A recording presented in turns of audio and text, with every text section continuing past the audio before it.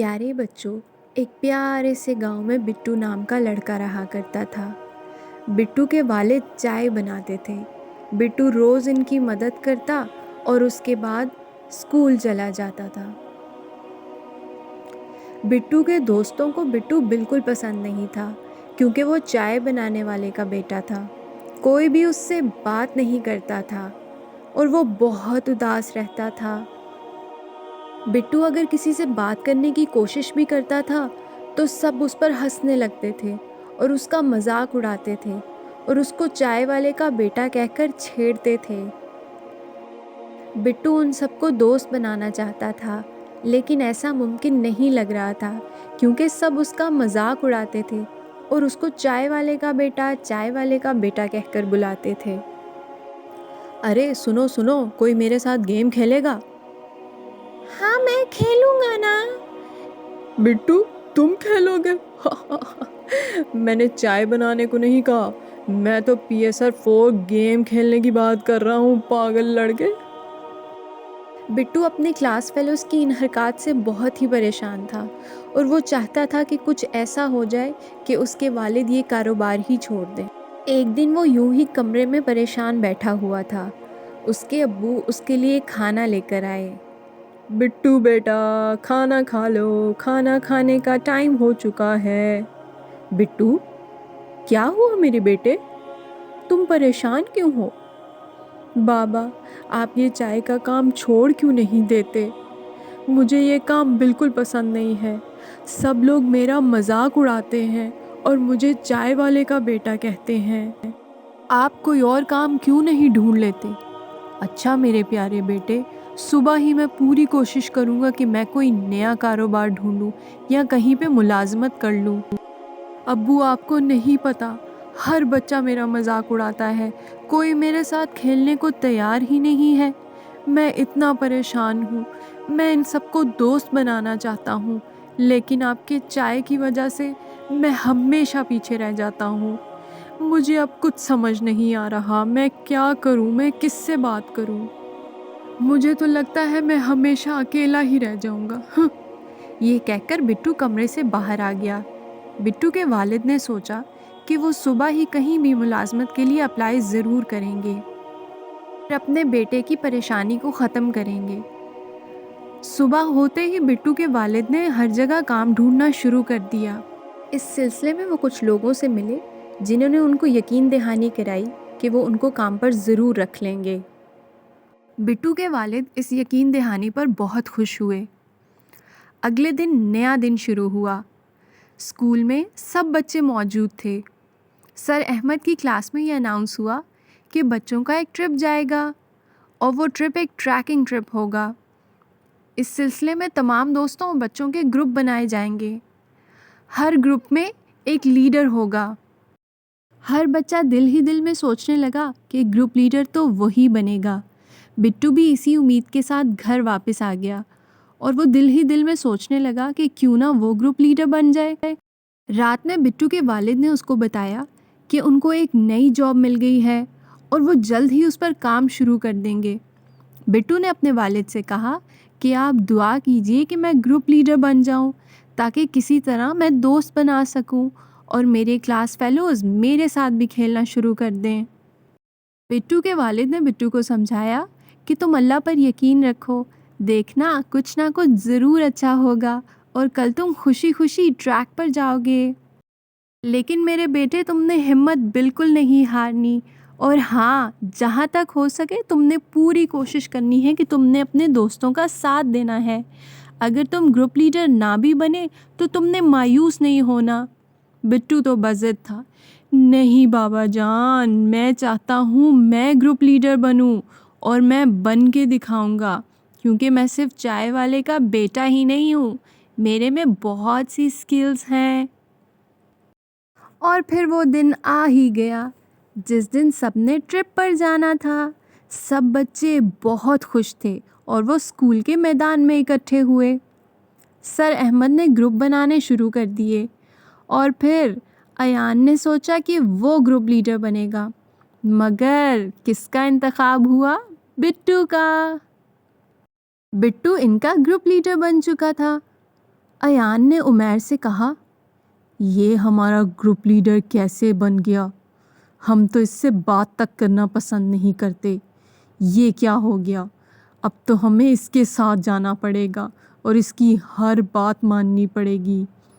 ओहो, ये क्या हो गया हमारे। कोई बात नहीं बच्चों, तुम देखना, हम सब बहुत मज़े करेंगे। बिट्टू इन सब की बातें सुनकर बहुत उदास था, मगर वो दिल ही दिल में खुश था कि वो ग्रुप लीडर बन चुका है। अरे, ये तो हम पर ऐसे हुक्म चला रहा है जैसे हमारा नहीं मुल्क का लीडर बन गया हो। अरे सुनो बिट्टू, मुझे तो भूख लगी है, मैं तो यहाँ रुकना चाहता हूँ। नहीं नहीं, अगर हम यहाँ रुक गए तो हम सबसे पीछे रह जाएंगे। सर अहमद और उनके साथ के बाकी ग्रुप तो बहुत आगे जा चुके हैं। मैं लीडर हूँ इसलिए तुम्हें समझा रहा हूँ। अरे चुप करो, हमें मत समझाओ। हमने कहा ना कि हमें भूख लग रही है, पहले हम खाना खाएंगे और फिर इसके बाद आगे का सफ़र करेंगे। चलो शाबाश, हमारे साथ बैठो तुम भी। अब तुम लीडर हो, लेकिन हम तुमसे ज़्यादा शातिर हैं, हम तुमसे ज़्यादा समझदार हैं और अब हम खाना खाना चाहते हैं। चलो बैठो हमारे साथ। बिट्टू को इनका आइडिया बिल्कुल पसंद नहीं आया था, लेकिन चूंकि वो ग्रुप का लीडर था इसलिए उसको उनके साथ बैठना पड़ा। अगर मैं इनको छोड़कर चला गया तो सर अहमद मुझसे नाराज़ हो जाएंगे। इतने में सर अहमद और बाकी ग्रुप्स बहुत आगे निकल चुके थे, जबकि बिट्टू और उसका ग्रुप बैठकर खाना खाते रहे। आहिस्ता आहिस्ता उमैर और अहमद दोनों खाना खाते रहे। आराम से खाना खाने के बाद बिट्टू का ग्रुप अब आगे की तरफ बढ़ने लगा। चलते चलते शाम होने लगी। हमें लगता है हम रास्ता भूल चुके हैं। तुम तो ग्रुप लीडर हो, तुम्हें तो कुछ समझना चाहिए, तुम्हें रास्ते का पता होना चाहिए था। बिट्टू बहुत परेशान हो गया। देखो उसामा, मुझे रास्ते का नहीं पता। मैं तो सर अहमद के पीछे पीछे चल रहा था और मुझे उम्मीद थी कि हम उनके साथ ज़रूर मिल जाएंगे। अब तो मुझे कोई रास्ता नज़र नहीं आ रहा। अरे मेरे पास एक आइडिया है, क्यों ना हम सब मिलकर सर को आवाज़ दें और वो हमारी आवाज़ सुन लेंगे। हाँ हाँ, तुम सही कह रहे हो। चलो उमैर, आवाज़ दो। सर अहमद, सर अहमद, आप हमारी आवाज़ सुन रहे हैं? सर, कोई हमारी मदद को आए। दोस्तों, कोई हमारी आवाज़ सुन रहा है? बिट्टू, मुझे डर लग रहा है, अब कोई हमारी आवाज़ नहीं सुन सकता। आओ हम सब मिलकर आवाज़ देते हैं। सर अहमद, कोई मेरी आवाज़ नहीं सुन रहा। मुझे तो लगता है हम जंगल के रास्ते पे निकल आए हैं, हम बुरी तरह से फंस चुके हैं।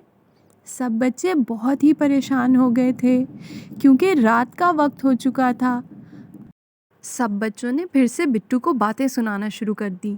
बिट्टू, ये सब तुम्हारी वजह से हुआ है, अगर तुम अच्छे लीडर होते तो आज हम यूं ना भटकते। लेकिन मैं तो सबको समझा रहा था।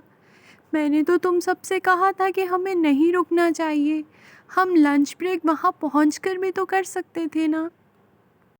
चुप कर जाओ चाय वाले, तुम्हें तो सिर्फ चाय बनानी आती है, तुमसे और कोई काम नहीं हो सकता था। अब हम सब फंस चुके हैं। मज़ीद रात हो चुकी थी और अब तो जानवरों की आवाज़ें भी आ रही थीं। आहिस्ता आहिस्ता बिट्टू और उनके क्लास फेलोज़ के पास तमाम लंच भी ख़त्म हो रहा था। उन्हें सख्त भूख लग रही थी। क्या हमें अब आगे की ज़िंदगी यही गुजारनी पड़ेगी? तुम्हारी वजह से हुआ ये बिट्टू, तुमने कुछ भी ठीक से नहीं किया। हाँ हाँ, मैं भी यही कह रहा हूँ। बिट्टू हमारा अच्छा लीडर साबित नहीं हुआ, उसने हमारे लिए कुछ भी अच्छा नहीं किया। अगर हम भूल ही चुके थे रास्ता तो इसको कुछ ना कुछ तो सोचना चाहिए था ना। मुझे तो बहुत ठंड लग रही है। साथियों, मेरे दिमाग में एक आइडिया आया है, क्यों ना हम आग जला लें। आग जलाने के बाद बिट्टू ने उन सबको बताया कि उसके बैग में चाय का सामान मौजूद है। मुझे बहुत ठंड लग रही है, मुझे कुछ पीना है, कुछ गर्म सा पीना है। मैं तो जब तक चाय और सूप ना पी लूँ, मेरी तो ठंड ही ख़त्म नहीं होती। बिट्टू फौरन से उठा और उसने अपने बैग में मौजूद चीनी, पत्ती और दूध का सामान हासिल किया। मगर पानी कहाँ से लेंगे? ओहो, अब मैं कुछ नहीं कर सकता। अरे वाह, वो देखो, करीब ही बर्फ़ मौजूद है। आज हम बर्फ़ की चाय बनाएंगे। बिट्टू अपने बैग से तमाम सामान लेकर आया और करीब ही पड़ी हुई बर्फ़ भी उठा ली। उन्होंने लकड़ी का बर्तन बनाया और उससे बर्फ़ पिघलानी शुरू कर दी।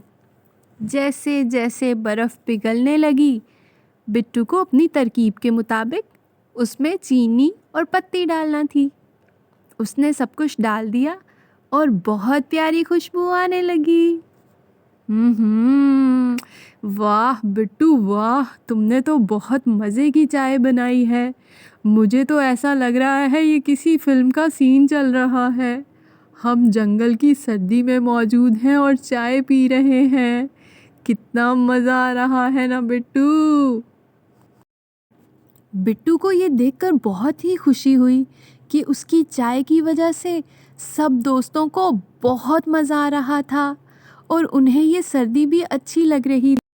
इतने में सबने देखा कि सर अहमद वहाँ पहुँच गए थे और वो उन सबको वापस ले गए। सब बच्चे स्कूल में जमा हुए और उन्होंने बिट्टू का शुक्रिया अदा किया। बिट्टू, हमें माफ़ कर दो, तुम्हारी वजह से हमें कल बहुत अच्छा लगा।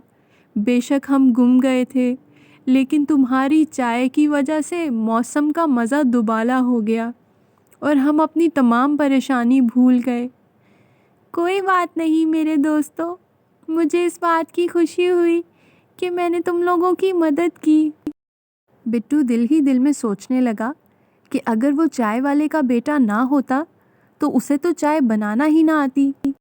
और वो सब लोग जो पहले उसको बातें सुनाया करते थे कि तुम चाय वाले के बेटे हो, आज उसी चाय की वजह से उसके दोस्त बन चुके थे। बिट्टू ये सब देखकर बहुत खुश हुआ और खुशी खुशी अपने घर जाने लगा और जाकर अपने वालिद को सारी बात बताई। बाबा, आपको पता है, इस चाय की वजह से सब लोग मेरे दोस्त बन चुके हैं। अगर मैं चाय वाले का बेटा ना होता तो मुझे कभी भी चाय ना बनानी आती।